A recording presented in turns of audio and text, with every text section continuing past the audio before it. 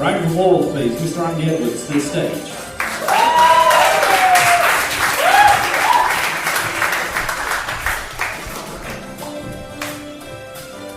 That's the Blockbusters haven't done this. Pardon? That's the Blockbusters theme tune. That's requested by you.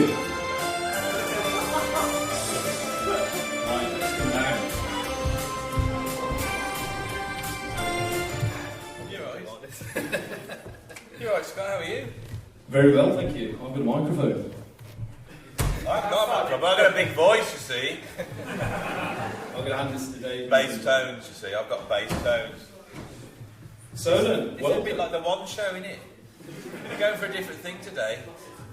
I think you wore Alan Carr, but you wore Alan Carr. Am I? Yeah. I got the glasses, I suppose. Or Richard and Judy. Yeah. Or Judy. Right then, so we've got a guest lecturer in, as you know. He's going to be coming to the stage in a minute. That's his name behind us. Davey Warsop. Davey Warsop. Masterclass. So yeah, Dave is, great to have him over here. He hasn't been back in the UK in five years. He currently lives in Orange County. Does anyone know where that is? California, that's it, yeah. He's got lots of tattoos, so he looks very cool. I've got no tattoos. I've got no tattoos. Has So, anyone got any tattoos here? They've got some lovely tattoos there, so... You know, if you want to ask him about his tattoos, you're welcome. You can ask him whatever you want, really. Yes. But we're also going to be interviewing him and seeing what he's up to and what he's done and what he's doing right now. But he's done a hell of a lot. He's, Dave's going to go into it, but, you know, he's a musician himself. He's a writer. He's toured all around the world. He's been to Japan, America. He's a producer as well. So he's worked with lots of famous bands, but he's going to tell you all about that. So... and was he an ex-student here? And he's an ex-student here as well from Bromsgrove. Anyone from Bromsgrove? Yeah. Yeah, keeping the Bromsgrove massive. Okay. Right then, Jack, let's cue the music and let's get Dave on. Let's see if anyone recognises him. Lights down, please, Ollie. Hey!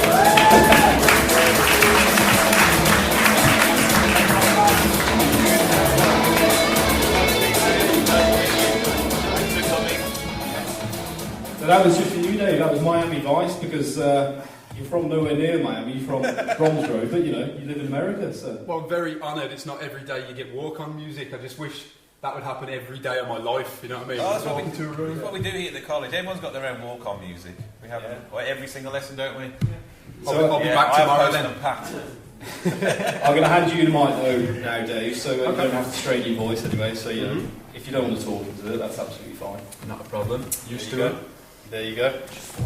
You've got the chance. Right then, so I think before we start, if we could just go to the first slide, so it'll just give Dave a bit of a trigger. So there you go, Dave. This is all been put together for you. So, if you don't mind, can you just kind of run through that and explain it a bit more, where you've come from, your background basically. We want to know all about you. The story. Okay. I grew up in Bromsgrove, which obviously isn't too far down the road.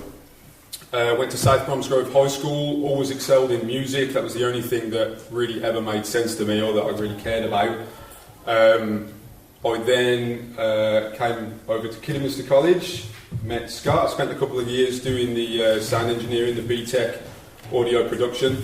After that, I kind of delved out into the real world and worked some unsatisfying jobs, and just realised, you know, after a couple of years of kind of being out there working in the real world, that I had to do things that were, you know, that just wasn't me. It was a little bit soul destroying. It wasn't what I was talented in. Wasn't where I could excel. And I think that really gave me a kick up the arse to kind of go around about 20, 21.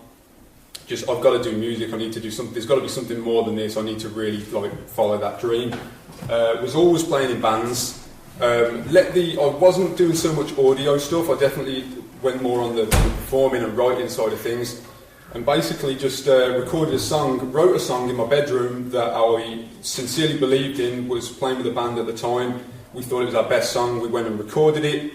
We sent it absolutely everywhere under the premise of just like, if a song you know, there's so many bands that talk about stuff. You can talk and talk till you're blue in the face. It's all about doing something, and it was like, you know what, if we write this and if we play in our rehearsal room and we don't do anything, nobody ever hears this song. And this is, you know, before the internet really opened up to what it is now. It's just like, this song might as well not exist. So we literally spent days stuffing envelopes, burning CDs, finding addresses, and sent it absolutely everywhere, and basically playing the lottery, because that's what it is. You know, you need talent and you need the know-how, but it's still a game of chance, and you've got to make your own chances. So we just sent it absolutely everywhere, and I was just telling Mr. Bates, who was an amazing old lecturer of mine, how basically we sent it everywhere, and there was a lot of people that didn't care. There was a few people that maybe didn't have the power to do anything at the time. We had one person in America, a guy called John Feldman, who played with a band called Goldfinger for a lot of years. Some of you might know they had a song that became really well known on the Tony Hawk game, the Tony Hawk 2 back in the day, and that was their kind of rise to fame. Anyway, John was a producer and A&R man working for Warner Brothers, and he, cut a long story short, flew us out to America, helped us get a record deal. We started the touring thing, fan management, all that kind of stuff. Slowly started building it, and this was on the basis of one track. I mean, that's what started it. The one song started the snowball. Yeah, and then they wanted to hear other songs, obviously, which you had, but there was one key song that was a door opener. That is correct. And how many people did you send that to, would you guess? Probably to, I mean... In the hundreds. Oh, yeah. We burnt at least 300 CDs, and we were all working jobs, and one of the fellas, Dean, who was a student here as well, Dean Ashton, incredible musician, and he was unemployed at the time, or he had the day off, and I remember he was the one that got the task. We were filling all the envelopes in our rehearsal studio, and he was the one that took it all, you know, bags and bags to the post office, sending them out to America, Europe, anywhere in England, you know. That one song, yeah. And what's funny is that it can seem soul destroying when you're sending, you know, some stuff out and not getting anything back. But of course, that's going to be the process, isn't it? And that's the process you had. It's just because it's just one person, isn't it? You get the one right person, and the rest of them don't matter, do they? I think that's what I mean by, you know, you have to make your own luck to a certain extent. It's like nothing's going to come to you. I often look at the way that some of my life has unfolded, and I don't know if it's did we make that happen. There was definitely an element of luck in it, but we managed to send it to the right person, and that's the fact remains that there is always, if there's one person that loves what you do and has some power, you know what I mean, to whatever that may be. You know, I know you guys are doing it all the time with Mass Records. It's just getting it in the right hands, and if you can find someone that backs it, things can change. And like I say, when the band broke up, I ended up, long story short, working in a studio and getting back to kind of my production and engineering roots, and so what doing we're more do studio then, work.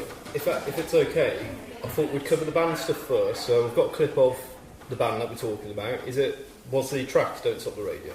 Yeah, Can't Stop the Radio. Can't Stop the Radio, sorry, yeah. So we're going to put that on now, just a verse and chorus if that's okay. And you can tell the story about this music video as well, because you were telling me over email that it cost, you had a budget. Well, if you set the scene first, that's probably the best thing. It was, we were signed to a subsidiary of Warner Brothers out in LA, and this was around the turn, I would say, of when the music industry really started to change a little bit. The internet opened things up, and some of the money was running dry. And I feel quite lucky to have grown up. You know, I grew up with that 90s kind of rock and roll myth when there was a lot of money, and I definitely had a window of kind of still achieving that dream where we had Warner Brothers money. And although things were changing, we had the last trickle of Warner Brothers money, I think, where you know, there was a lot of credit, and to be honest with you, not much money was going in our back pockets, but there was a lot of money flying around. People were getting paid, and there was expensive dinners, and you know, videos that were costing 20 plus grand and stuff like that. Which again, it's a 90s record deal money isn't much, but it was. But imagine spending 20 grand on a video now. Different times. So we had a proper producer. We had meetings with a video producer. So this guy that did this video is someone called Nate Weaver. He does a lot of live music videos. Like, he's done any live performances you may have seen by like Green Day or The Used, a lot of like American rock. He's done a lot of that, but he does music videos as well. So Nate Weaver produced this, and we ran around in Hollywood for a couple of days in an old abandoned radio studio, which was all very fun. Hair and makeup and all that kind of stuff, because I need plenty of that. If they're going to put me on camera. So yeah, so that's we've got a little taste of all that. Yeah, can we play that one, Jack? Does the audio kick in? I don't think you got it. There's no audio there. You got it up on the Mac, Jack? And this was the song written in my bedroom in Bromsgrove.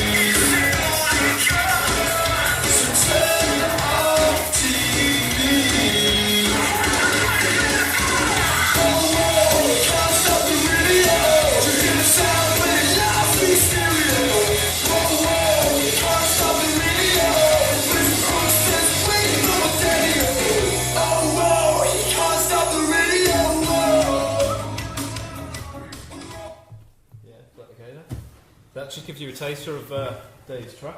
Yeah. Oh, so, can you tell us a bit about the? Let's play a little bit of this as well. Yeah, let's play. This is a gig from Japan, and then we'll talk about what kind of happened to the band and why it disbanded and what your feelings are on the deal and things like that, and touring and things like that. If that's okay. Yep. So this is Dave playing in Japan, and this would have been towards the end of Beat Union, would it?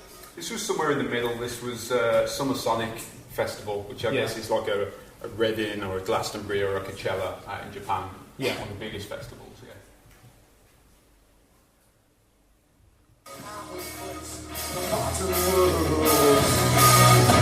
So wanna go to get my space, wanna talk to girls. Now I'm letting go, 'cause I get you so do you used to take it? Do you used to take it? I need no more to there. I'm so used to it.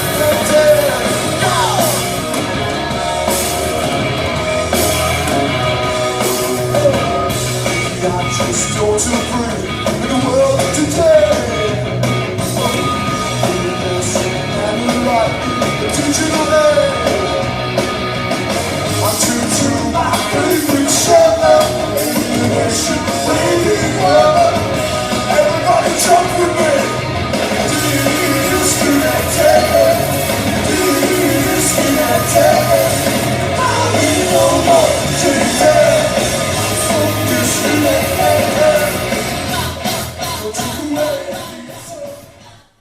Great. Yeah, let's have a round of applause for that. If you played it a little bit longer, you would have heard my skills in Japanese, which are very, very limited, but Yeah. I'm quite impressed with myself. I can't remember. But it's a great band as well, really tight. That's Yeah. live, obviously. There's no trickery there, is it? Well, I think, as you probably all know, I think it was Joe Strummer that said your band's only as good as your drummer. Yeah. And the drummer is a guy called Luke Johnson, again one of our students here, and a great friend of mine. And it was 3 of the 4 of us were students at this college. So, but yeah, Luke, phenomenal drummer, and he kept us together. Yeah. Yeah, brilliant. Yeah, great drumming. Is it fair to say there's a bit of an Elvis Costello influence? Very fair, yeah. Yeah, I think I had a phase at that point in my life. Definitely around my late teens, early 20s, I discovered that guy, and it kind of changed my songwriting and was a big influence. I mean, doesn't Elvis Costello's output absolutely immense? What he puts out. Would you know, Steve, how many albums he puts Pretty out? prolific. He's slowed down a lot because Is he? he's old as God's dog now. But, Yeah. he's also his missus is a better musician. Yeah, very true. Yeah, he's back to Diary Call, isn't he? Yeah. But he was, they were back in the stiff days. They were doing 2 albums a year and touring constantly in between. Yeah. They would do an album in a week. Yeah. Because that was all the time they had off the road. I've got to be honest, it was his first 5 records that I really cared about. Yeah. And after that, not minimal so much. production, hell of a punch. Yeah. Armed Forces is wonderful. Yeah. Get Happy, this year's model, all of them are, love them. And having that influence in there, did that help you when you were trying to get, a deal that people recognised that there was a different sound there because you weren't just doing the stock Green Day, power punk? It's that era, isn't it? It definitely. That was the producer that brought it out of us because I think, as we I wrote the first track, Can't Stop the Radio. And that was the main one that he was interested in, as I'm sure you're all kind of used to. You have this, a huge back catalogue of work, and as musicians and creative people, you're probably always writing. I think it's always good to exercise that muscle. You should be being creative or writing some kind of piece of music every single day, no matter what, singing a melody, writing anything. And we were sending everything to him, and there was definitely this point where... there was some of the songs some of the other guys were writing were a little bit more on the rock side of things, and he definitely said, like, who's the guy writing the Elvis Costello song, like, where am I hearing this side? And he was like, we need to stick on this side of things. That's he was definitely helping shape us as a band and producing us, so that got encouraged. It was like, this is really the focus of the band. Let's really try and make every song down this funnel, So what happened kind of with the story of the band then? So obviously, I mean, you did well, you've gone to Japan, you've toured America, you've got these singles out. I think you were playlisted as well on a couple of things, weren't you, over here? Radio 1 Wise, and you did some Krang playlists as well. You did Download as well, didn't you? You opened up there. Yeah, we did Download Festival. Got some Radio 1 airplay. That was another... I can't hand it all to the one American producer, really. We had stuff bubbling up ourselves over in this country. We got a booking agent that started getting us on, bigger shows, and we'd open for all kinds of bands. We opened for... This is before we went over to America, just as things were bubbling up. We opened for Taking Back Sunday, we opened for Good Charlotte, Alexis on Fire, a lot of different bands.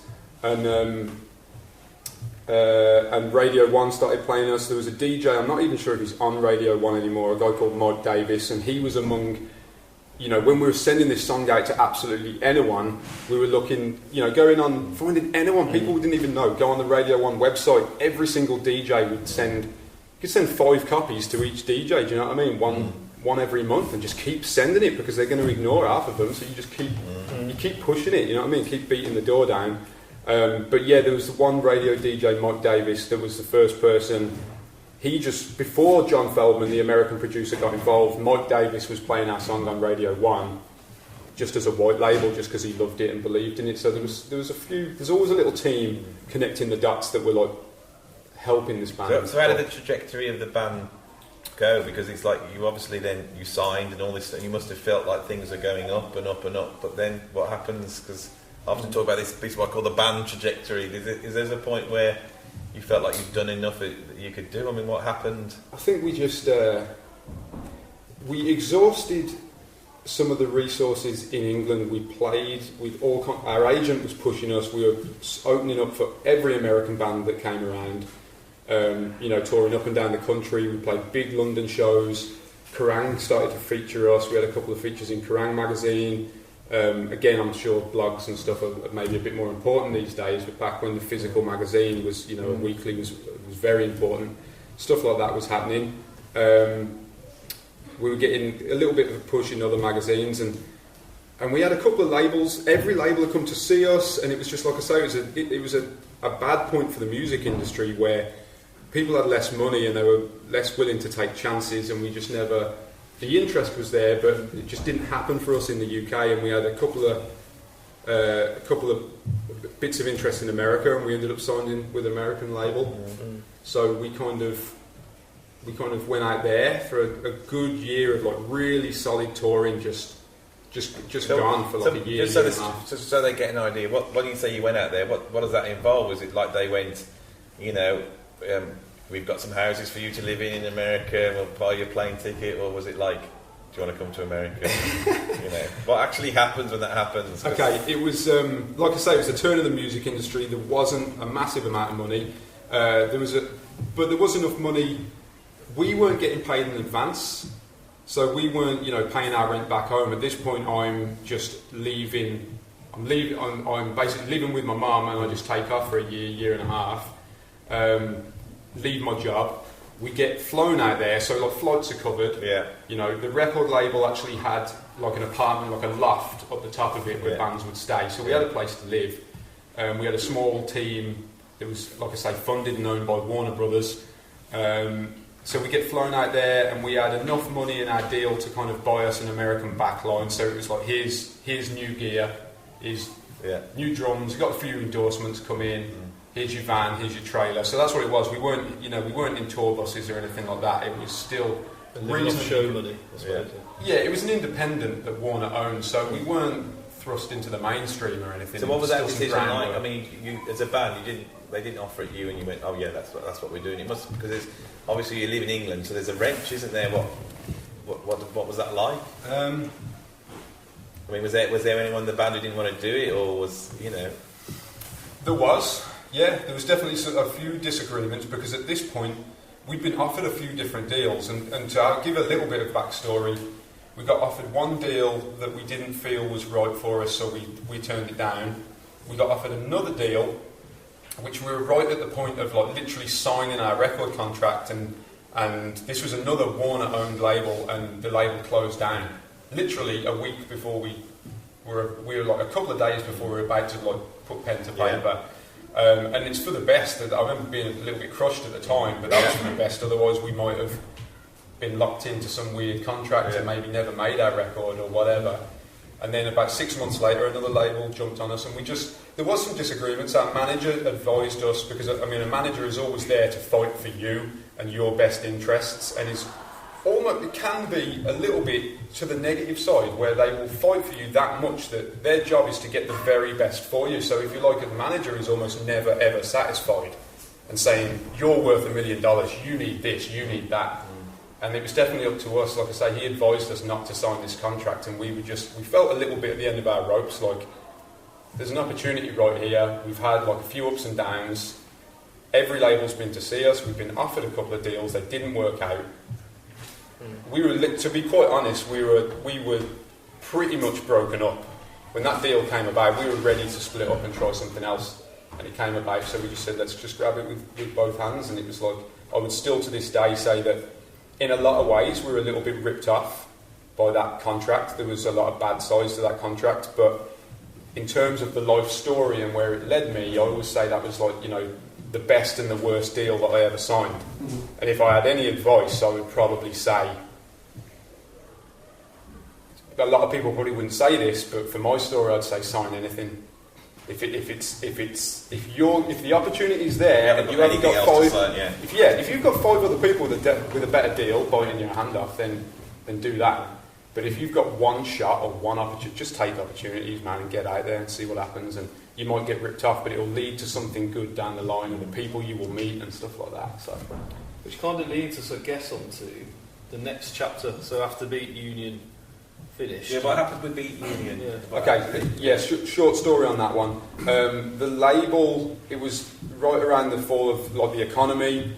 Warner started closing more of its labels. Our label got chopped. We lost the rights to our records. Like I say, it was like a really weird story of so many ups and downs, and we'd been going for that long that it was that hard to keep it going. So when the label closed down, we had nowhere to stay in America. We were running out of funding, and it was like we didn't have this record that we could re-release, because Warner's owned every last $50,000-$100,000 of it and what it took to record. So it's just kind of at the end of our rope a bit, and we kind of said, you know what, this was nearly over a year and a half ago, when we got this deal. So we took as much as we could from it, and it was just felt. But you like look the back time at it to- though and go, it doesn't really matter if you sold 10 records or 10,000 records or 100,000 records. At the end of the day, you've had amazing experiences where you've got to tour the States, you've been to Japan, you've done all these amazing things which everyone in this room would be.